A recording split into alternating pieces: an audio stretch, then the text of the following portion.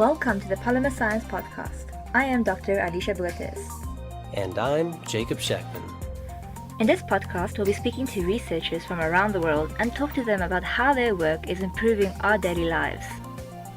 I hope you enjoy our conversation and that you learn something new.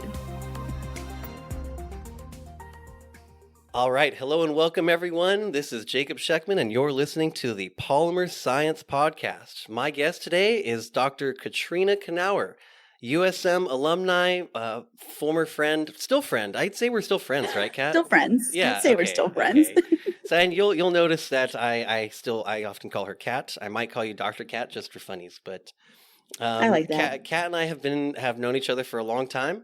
And very excited to do this interview. Kat is the Chief Technology Officer with the BOTTLE Consortium at the National Renewable Energy Laboratories.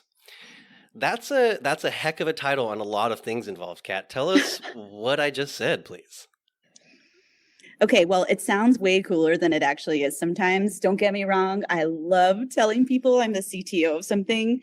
But it's not an actual company or anything like that. It's a research consortium that's based out of NREL, but actually includes 10 national labs and universities. And you heard Jake say BOTTLE. So that's a really, really fun acronym that we came up with. Being a government lab, we love our acronyms. And it stands for bio-optimized technologies to keep thermoplastics out of landfills and the environment. And that beautifully came together to make BOTTLE. We're very proud of it, and it makes it a lot easier to say. But that's essentially what we do. And we're, as you know, you guys already heard, based out of NREL. And I'm lucky enough to be a polymer scientist that gets to work in BOTTLE and have that really cool, amazing title of CTO.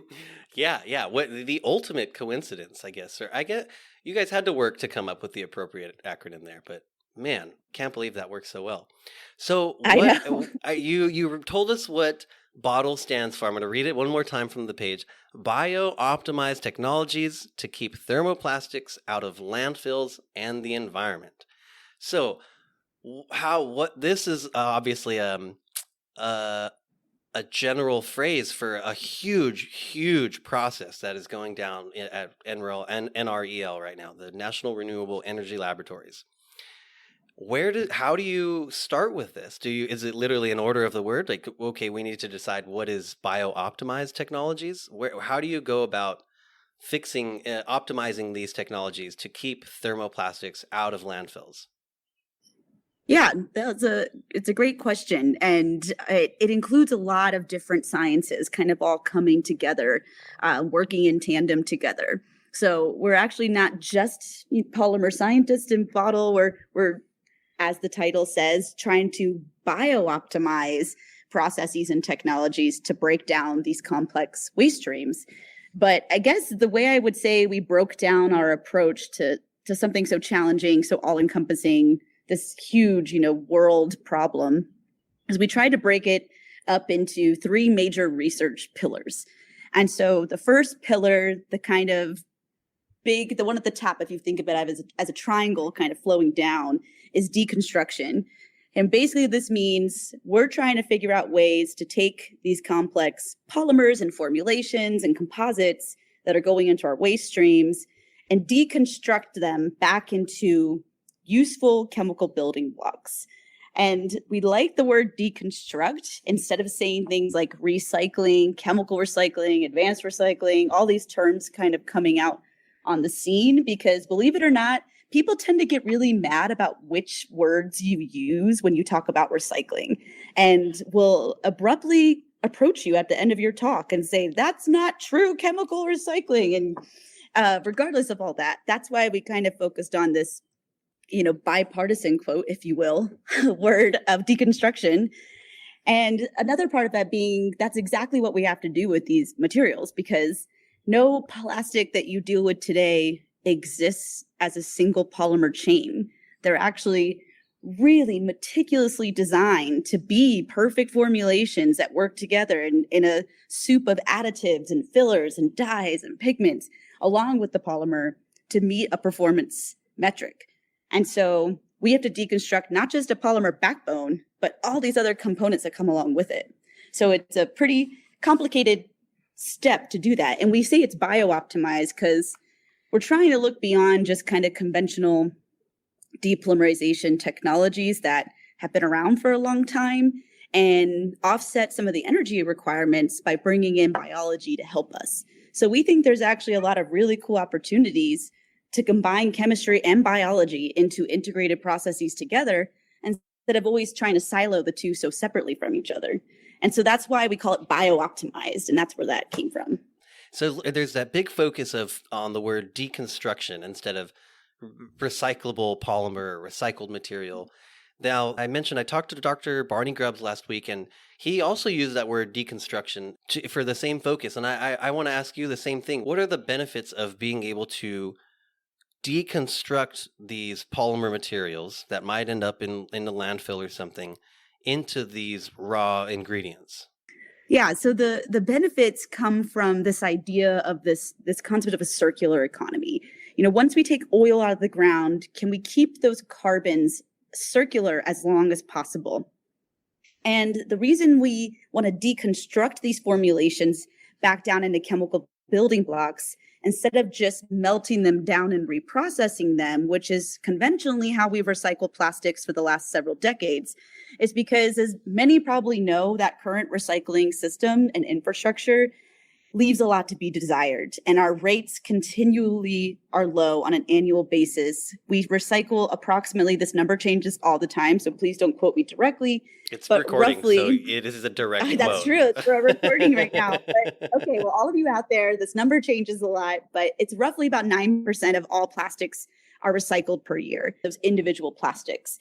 So PET, clear crystalline water bottles, are definitely the highest recycled material in the world. So if you look at just PET, yes, exactly. Nice. I'm holding for those, because I guess this is an audio show. I'm holding up an iced coffee cup, a clear, like Starbucks, but not Starbucks, not sponsored. Anyways, yes. Continue. Jake is holding up a PET cup, and it's clear and it's crystalline. They don't have a bunch of pigments in them. It's a wonderful substrate, ideally for melting down and reprocessing.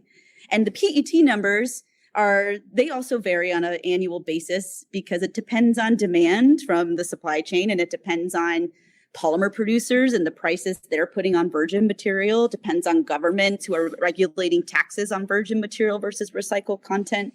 And all this is changing so much. And then the next highest recycled polymer is probably going to be HDPE, high density polyethylene.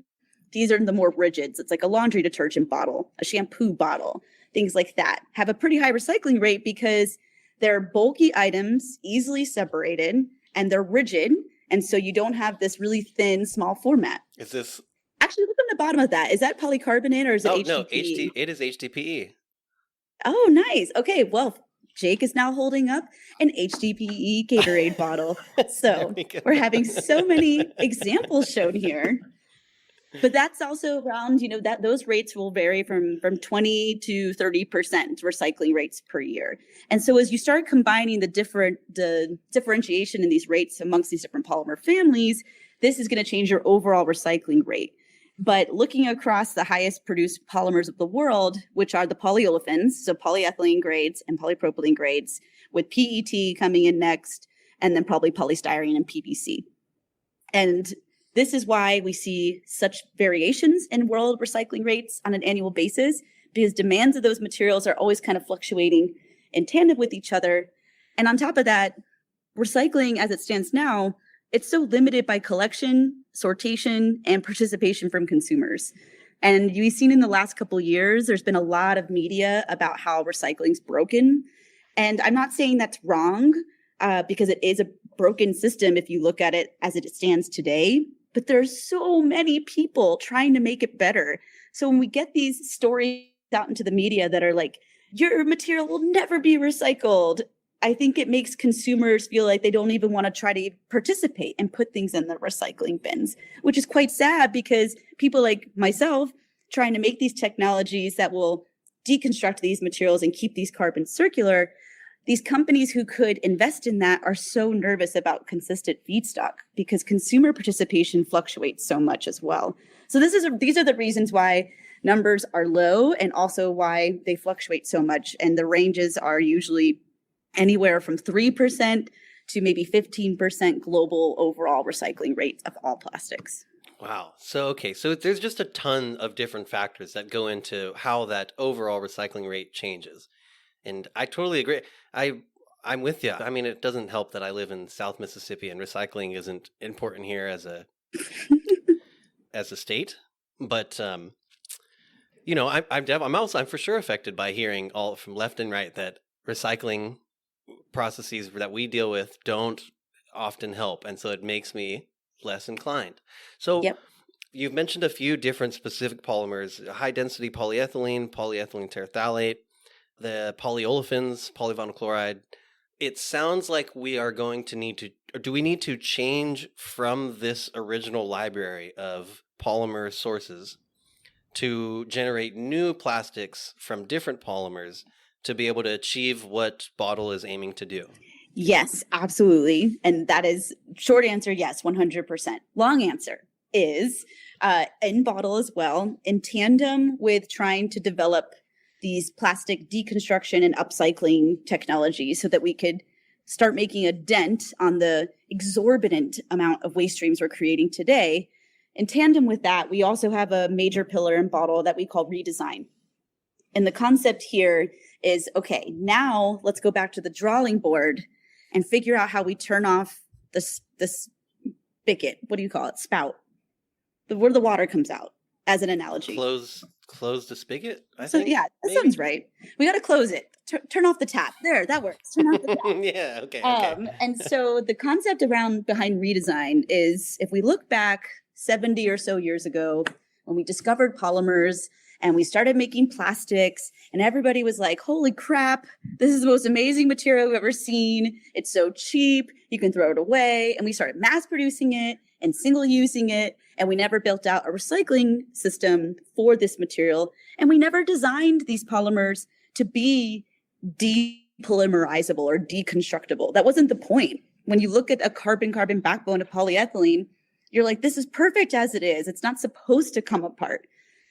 And so when we think about redesigning, that's what we're trying to think about, is how do we actually build in what we call, depolymerizability to these polymers to create new plastics for the future that are inherently meant to come apart at the end of their lifetime, not necessarily just through biodegradation routes, but through chemical triggers, through catalysts, things that will help us meet performance metrics of today's existing polymers, but again, bring back to this concept of recyclable by design. So this is the fun part of Bottle, where we do a lot of fundamental polymer chemistry and go back again to that drawing board and think about monomers that we conventionally don't use, and think about new materials for the future that can also have built-in biodegradability, so that if these materials are lost to the natural environment, which they never should be, it's just unfortunately that's still going to happen even in a perfect recycling world. But if they're lost, they can over time naturally biodegrade to biomass, water, and carbon dioxide. So the redesign part is really fun because it's totally new chemistries coming together in fun ways to make new materials. Yeah, that's an incredible journey to embark on. How far into this journey has Bottle gone so far? How long has this been going on? So as a research consortium, we're actually only 2 years old. We just finished our second year as a consortium. So we're kind of babies away, in a way, in this world. And I want to point out, too, that the redesign pillar of Bottle, that is led by Eugene Chen's group at Colorado State University. And they are just blowing it out of the water. I mean, you should see the portfolio of polymers they're coming up with that have melt temperatures of 150 C, degradation temperatures of 350 C, but in the presence of a catalyst will completely depolymerize to monomer at 100 C.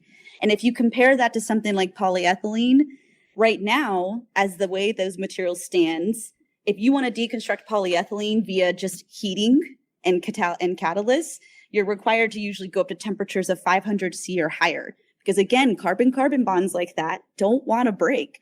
And so with these new polymers that Eugene Chen's group is developing, we're really finding that it is possible to create processable new plastics that are inherently able to depolymerize in a catalytic environment while maintaining thermal stability similar to that of something like a polyethylene or polystyrene.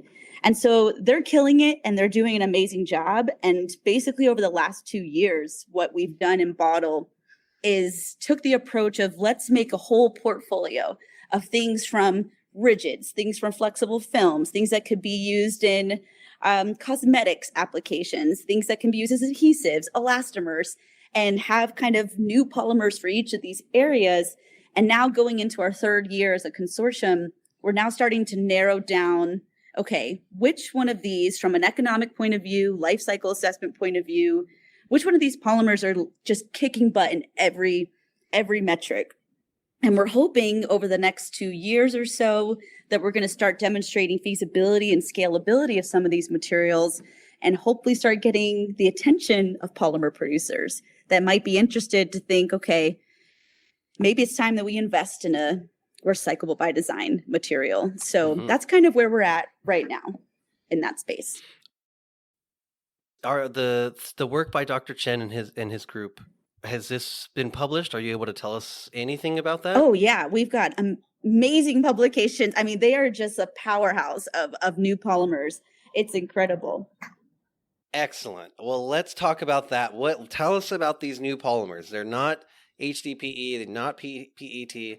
What are we working with here? What you mentioned the difficulty in the traditional polymers is breaking those carbon-carbon bonds. So I imagine we're not dealing with breaking carbon-carbon bonds anymore.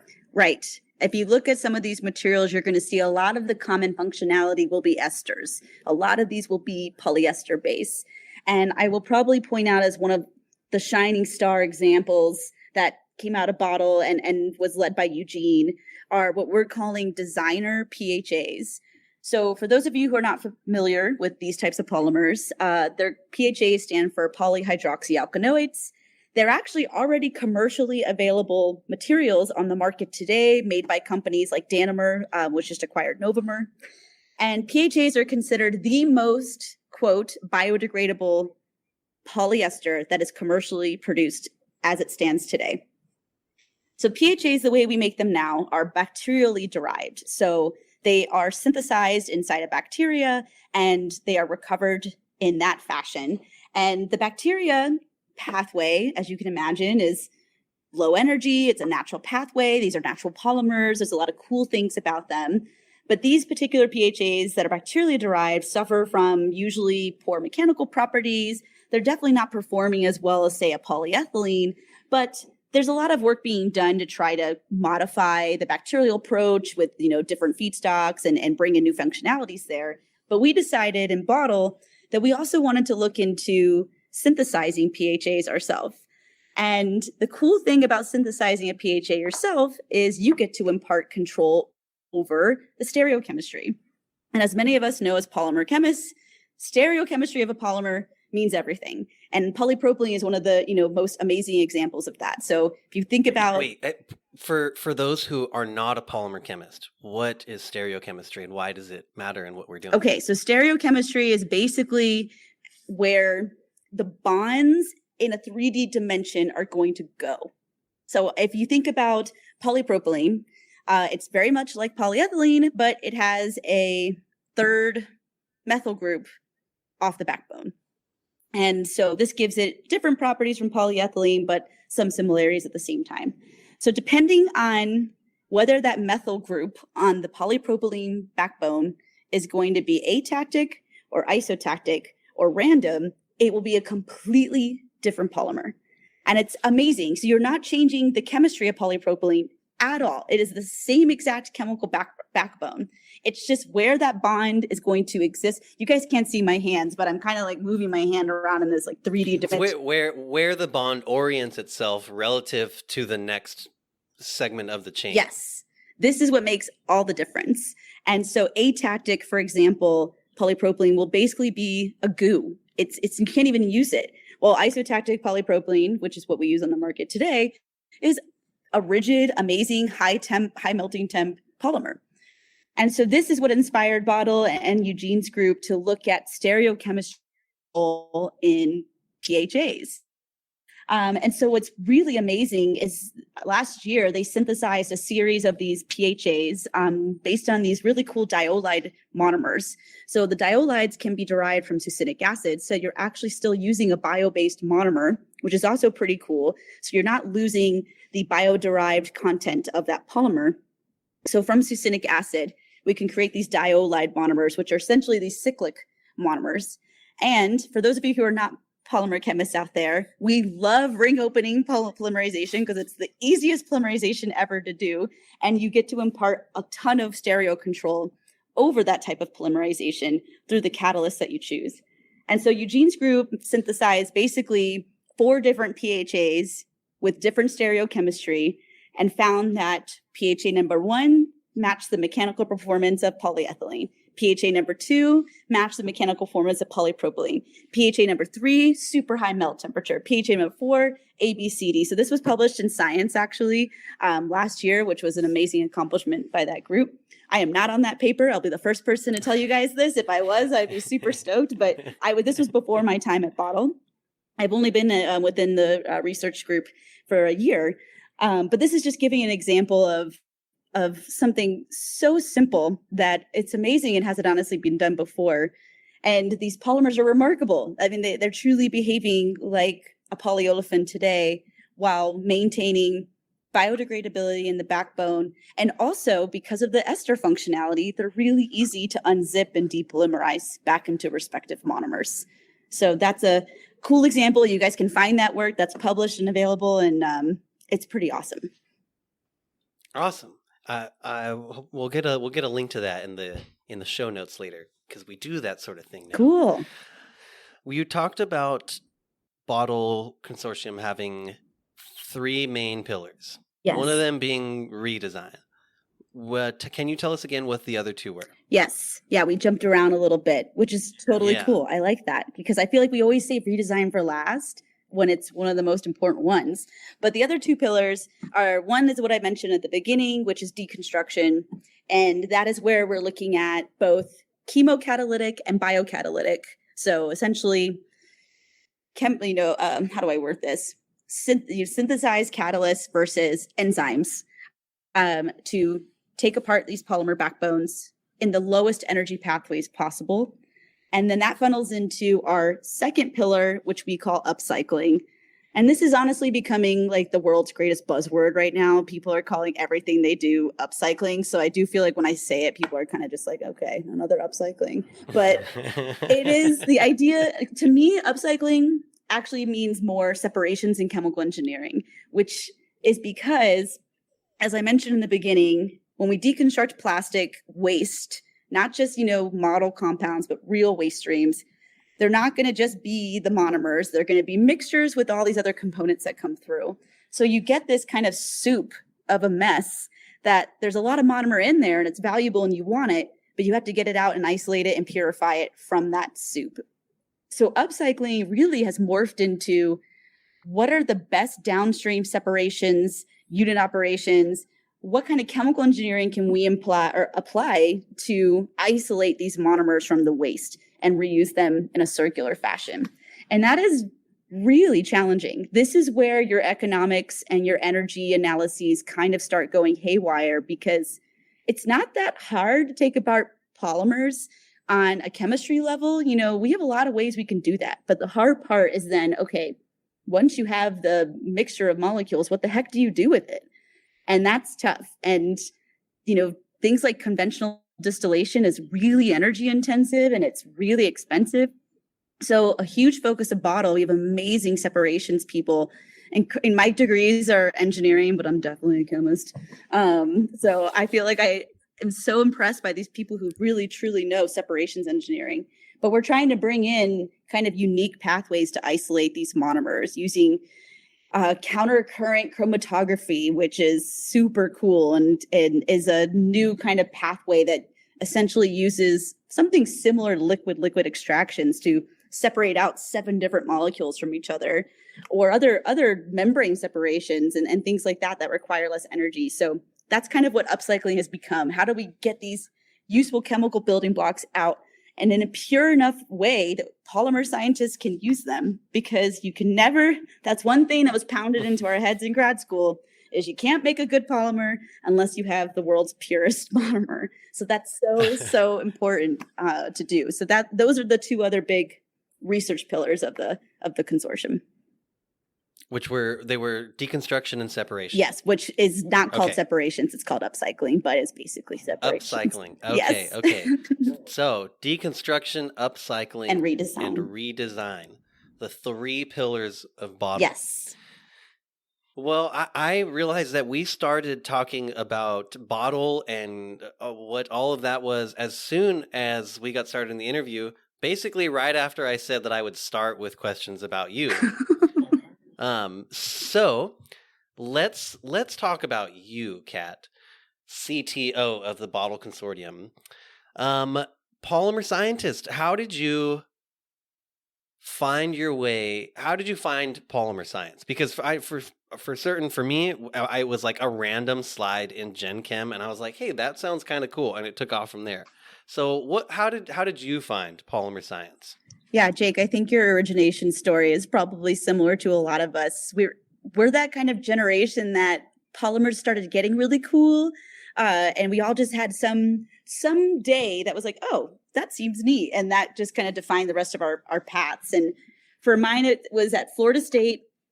When I was there, I was in the chemical engineering program for my bachelor's, and they built out this new, I probably am not going to remember the exact name of this center, so my Florida State people out there, forgive me if I get it wrong, but it was something about like the Center for Nanocomposites Materials Research, something like that. And it was brand new, this gorgeous new huge building, brand new labs right next to the engineering campus, and they were recruiting undergrads to work in the labs, and they were paying like $20 an hour. And I was like, dang, that sounds cool. I'm going to go work there. Like that was basically my motivation was, oh, I'll do undergrad research. This will look good on my resume and I can make some money. So I started working there, and I started working with cyclic olefin copolymers, or COCs, and jumped right into a composite project there with Professor Zhang. And I was like, oh my God, polymers are so cool. Like it was just a really fun field to work in. And I don't know why I thought they were so neat. I think I've always been a thermodynamics person. And I think that I was just fascinated about the spaghetti chains existing in this equilibrium together, and how different it was from something like metals and glass. And I was like, wow, this is just awesome. We were during that time, like everyone was just making new polymers all the time, and it was super fun. And then I kept working there through my last couple of years, and Jeff Wiggins came and did a seminar and recruited me as an REU for Southern Mississippi and their school of polymers. And I was like, hey, more chance to make money, because they were paying. They were paying well. They paid so well. As an REU program. Yes, the REU program was great. And at that point, I didn't even think I wanted to go to grad school. I thought, because most chemies tend to go into industry because it pays quite well as a bachelor degree. And I was like, yeah, that's probably what I'll do. And then when I did the REU, I was like, wow, I actually love research. And that just kind of defined the rest of that path to continue on into polymers. And then during that time, I found out plastics were polymers and they were destroying the environment. And I was like, the thing that I love betrayed me. And so that also those two came together as I started wanting to think about grad school. And that is what defined a lot of my ambition of like, okay, these are awesome materials, but we got to make them more sustainable. And that's kind of what started that obsession, honestly, then. Did you get to work on any sustainability research in grad school? No, I didn't. And it made me super sad. At the time, there was truly just like no funding for it. No one cared about it yet. During that time, the big topics were living polymerization. And that was where all the NSF funding was coming from. I actually did do my independent research proposal, if you remember, Jake, on recyclable epoxy thermosets. And that was I remember every slide. That was the first time I finally got to show the department, this is what I actually want to be working on. But I don't hold any grudges about that because one, my advisor, Sarah Morgan, was amazing to me, gave me every opportunity, sent me to conferences, put me in front of people. My research got me what I needed for my career. And I did enjoy my work because I love physical chemistry and math. And that's what I got to basically do in my PhD research, and go to Oak Ridge and use neutrons. And I mean, I loved it. But it wasn't until after grad school that I started working into the plastic recycling space. So when you weren't working on any sustainability projects, and that was something that, like you said, drove you crazy. But because you weren't working on sustainability, was it hard for you ever to motivate yourself for your own research? Yeah, I mean, I think even if I was working in sustainability, I'm sure I would have been struggling in grad school with motivation, like we all do, no matter what. So that's one thing to keep in mind. Okay, so that'll be that's my question. So just in general, then, how do you actually? I like that you state that even if you are working on something, there will be times that you struggle with motivation. But how do you cope with that? How do you fight that in yourself? How do you get yourself to keep going? I think there's a couple different ways to do that. I mean, one, I think many of us have to understand that so much about getting a PhD isn't about how smart you are, or how good at chemistry you are. A lot of it is going to be, what is your mental capacity to go into your job and fail at it every day and not lose your mind? Like, that's definitely step one. And so once you get to that place where you realize that is going to be 95% of your job is failing, and that everyone around you is going through the same thing, even if it seems like their research is cooler and better and they're more successful, they're dying inside just like you are. And that might sound extreme, and I don't mean it to be that dramatic, but that was something like you always, at least for myself, I always kind of felt like so many people had cooler projects and were doing better than I was. And you just have to realize that that's not true. We're all in the same boat. Two, the light at the end of the tunnel is so important to remember as well. And I really will emphasize that a PhD in higher education opens so many doors for you. It is amazing what that degree opens for you when compared to a bachelor's degree. And I'm not saying that's always fair. I know amazing scientists that only have a bachelor's degree that kick butt. And I wish I could promote them to levels as high as me. But the fact of the matter is our world is not structured like that yet. Maybe things will change. And if you have a PhD to your name and you're good at talking science, you will have a lot of doors open for you. So that's another thing to keep in mind. There's a light at the end of the tunnel. And once you get there, you're going to have a lot of choices, which is really, really great. And then three, I would say a support group is so important. And that looks different for a lot of people, you know, whether or not that's your own family or friends or things like that. I had a book club in grad school, and I loved those ladies so much. And I looked forward to that book club. It truly was a big part of what kept me like so sane. It kept me going. And to this day, there's 3 people from that book club in my book club now that we've continued. And it's just, I still love it and I love them. But that's something like that could be different for different people. I also found yoga, which I know sounds cheesy, but I found yoga in grad school and totally changed my life. And that helped me so much. I really encourage people to give it a try. It's amazing. And yeah, so those are just some suggestions of how to get through it all useful suggestions. I'm still in grad school, so that was warming to hear. Awesome. Thanks, Kat.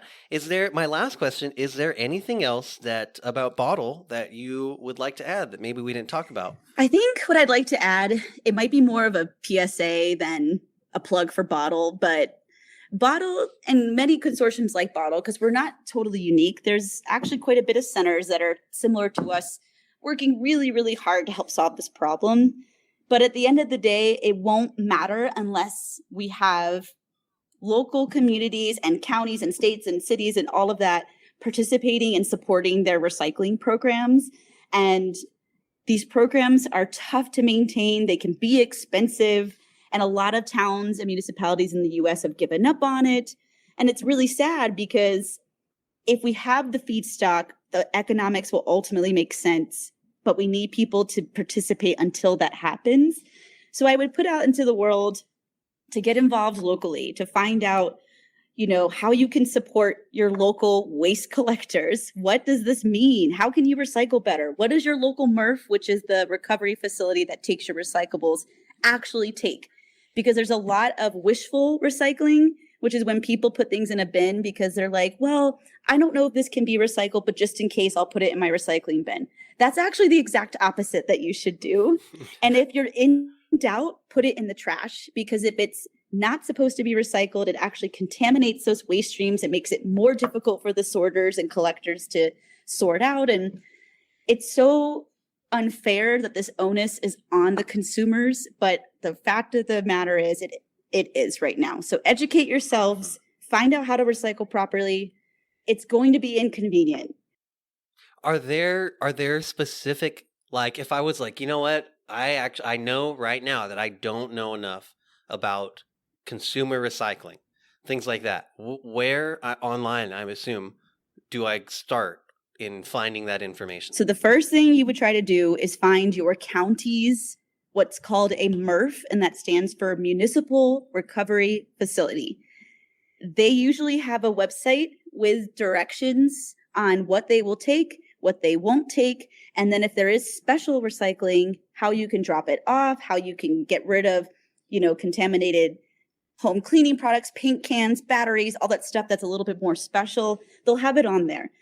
You'll find a lot of these websites are old and not that great because they don't have any money. They can't make great websites. But that's the first place to look, right there. And then my sister, to give an example, was really struggling finding this information. So she called, I guess, what do you call it?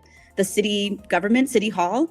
And they were super nice to her about it. And they connected her with the right people. And they told her what she could recycle. And everyone wants you to be involved. And so that's where you should start, locally. Awesome. Sounds great. Kat, thank you so much for your time. I definitely have more questions. I wish we had more time, but maybe we'll set up another interview sometime in the future. I hope our guests have questions also. If you do, please reach out. But thank you so much, Kat, for this interview today. I appreciate Thank you, Jake. Your time here. It was really fun. Thanks a lot. And thank you, everyone, for listening to today's episode. My name is Jacob Scheckman. You're listening to the Polymer Science Podcast. And if you're like me and would like to ask Kat any more questions here, Dr. Kat, excuse me, please reach out at PolymerSciencePodcast@gmail.com. Thanks for listening, and we'll see you next time.